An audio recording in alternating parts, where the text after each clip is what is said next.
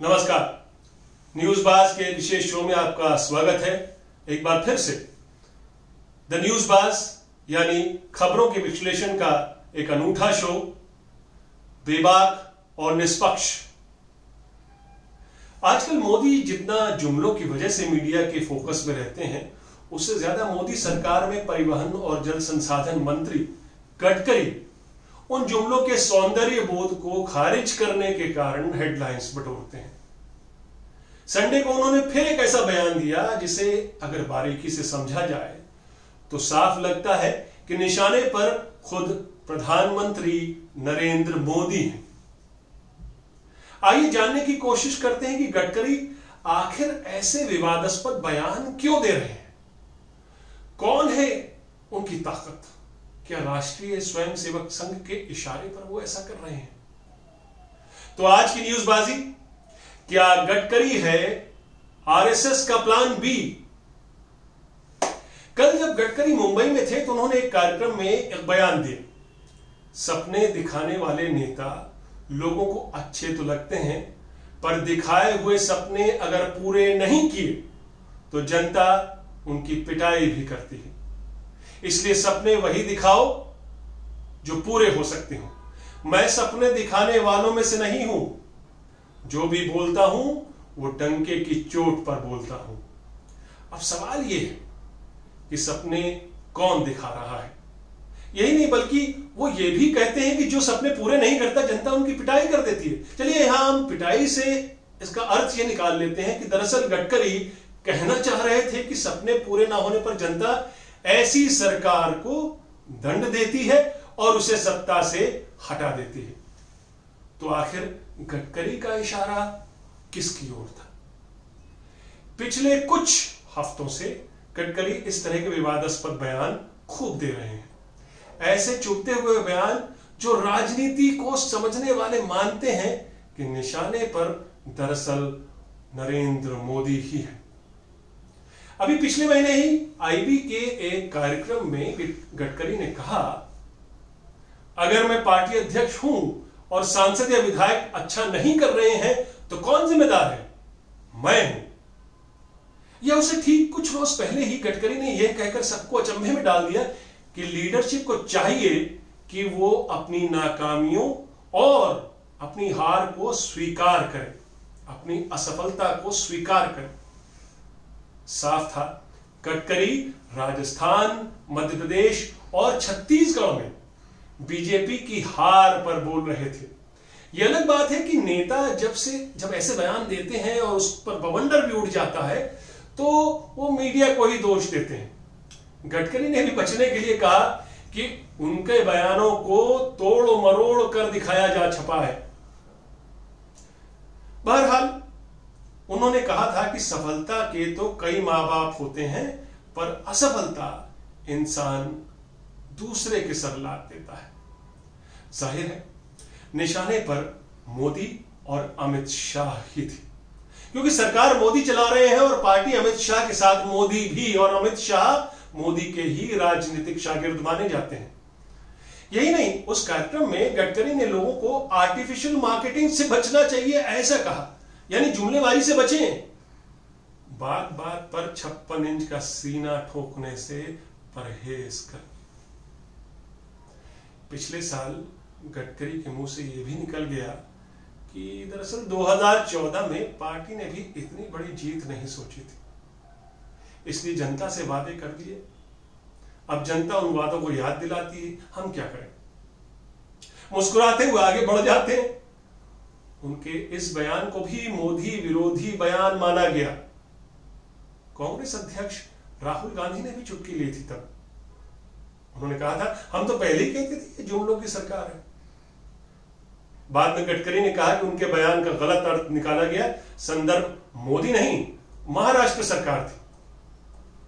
बहरहाल गडकरी के इन बयानों का चलिए पोस्टमार्टम करते हैं कि आखिर मोदी कैबिनेट में वरिष्ठ मंत्री और पूर्व बीजेपी अध्यक्ष लगातार इस तरह के बयान क्यों दे रहे हैं जो मोदी पर इनडायरेक्ट अटैक माना जा रहा है।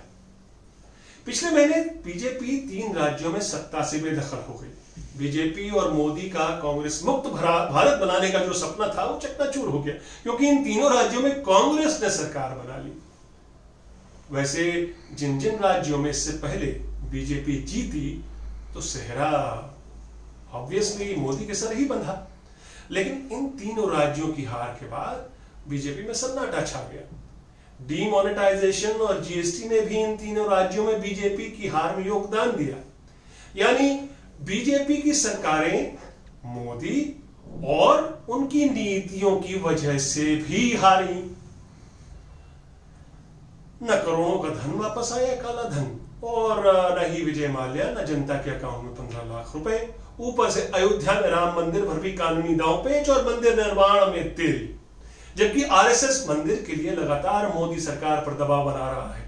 यही नहीं, हाल फिलहाल कुछ मीडिया हाउसेस के चुनावी सर्वेक्षण आए हैं और इन सर्वेक्षण में जो बातें सामने आई हैं वो बड़ी ही चौंकाने वाली हैं। इन ओपिनियन पोल्स में बीजेपी की हालत पतली बताई गई है, यानी आने वाले लोकसभा चुनाव में बीजेपी की हालत पतली बताई गई है। एनडीए को लगभग 100 सीटों का नुकसान हो रहा है, अकेले बीजेपी को 80 सीटों का नुकसान हो रहा है। और ये सर्वेक्षण पिछले एक हफ्ते पहले आए हैं और ये तब के सर्वेक्षण हैं जब गठबंधन यूपी में बन चुका था, मगर प्रियंका गांधी की यूपी में एंट्री नहीं हुई थी।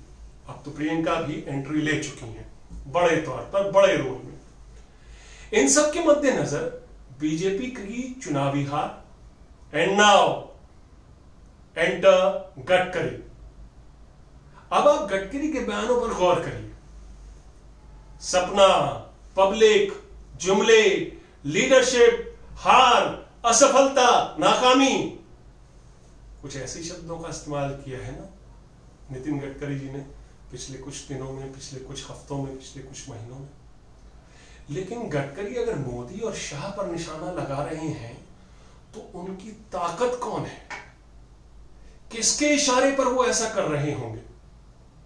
गडकरी बीजेपी अध्यक्ष रह चुके हैं और आरएसएस के बेहद करीबी माने जाते हैं। राजनीतिक हलकों में यह चर्चा आम हो चली है अब कि गडकरी को आरएसएस की ओर से हरी झंडी मिली हुई है। आरएसएस भी मोदी और शाह की कार्यशैली से खुश नहीं। संघ ने तो यहां तक कह दिया कि वो अगले चुनाव में किसी पार्टी की जीत के लिए काम नहीं करेगा। 2014 में बीजेपी की बड़ी जीत में आरएसएस के जमीनी काम का बड़ा योगदान था, इसलिए बीजेपी की चुनावी हार के बाद गडकरी का यह तंज कि हार का सामना करने की हिम्मत भी रखो, क्योंकि आरएसएस को भी लगता है कि मोदी हर बात का सारा क्रेडिट खुद ही ले लेते हैं, तो हार का भी क्रेडिट लेना चाहिए, उससे क्यों बच रहे?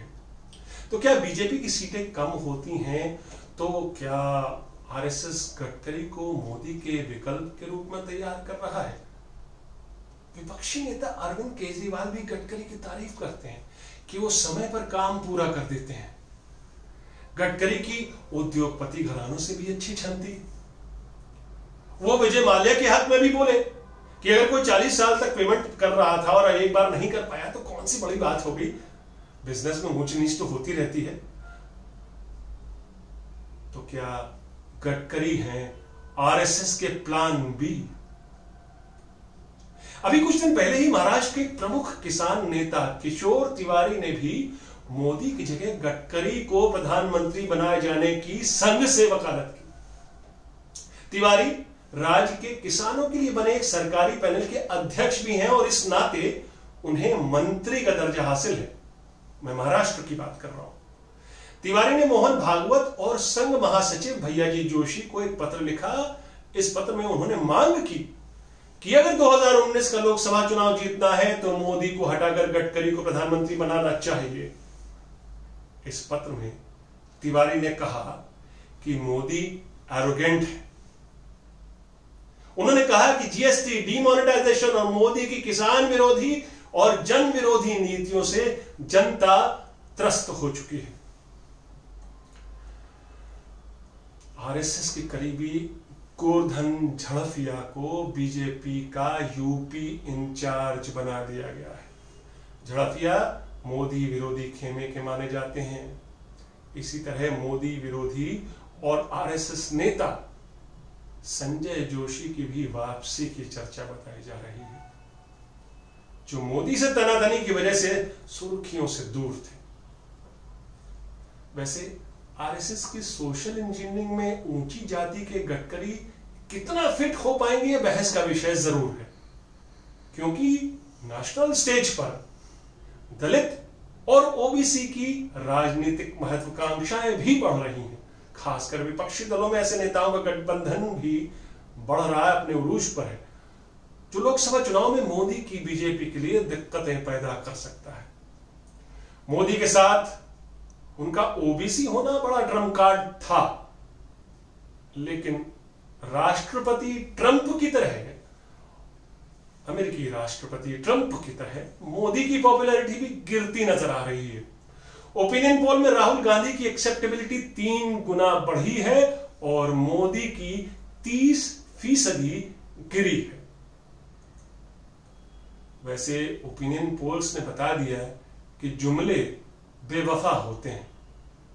अब तो घर वाले भी ताने दे रहे हैं, घर में ही विद्रोह के सुर सुनने को मिल रहे हैं। एक छटपटाहट नजर आ रही है बीजेपी के अंदर और वोटरों में भी। इस बात की आशंका बढ़ रही है कि मोदी के अच्छे दिनों पर कहीं फुल स्टॉप न लग जाए। तब तक हम और आप इस बात पर विचार करते हैं कि क्या गडकरी की फुलझड़ी जारी रहेगी? चुनाव के बाद दिवाली कौन मनाएगा, मोदी या बीजेपी में मोदी विरोधी? फिलहाल द न्यूज बाज आज अपनी बात को यहीं रोकता है। कल फिर मिलेंगे एक नई बेबाक और निष्पक्ष न्यूज एनालिसिस के साथ।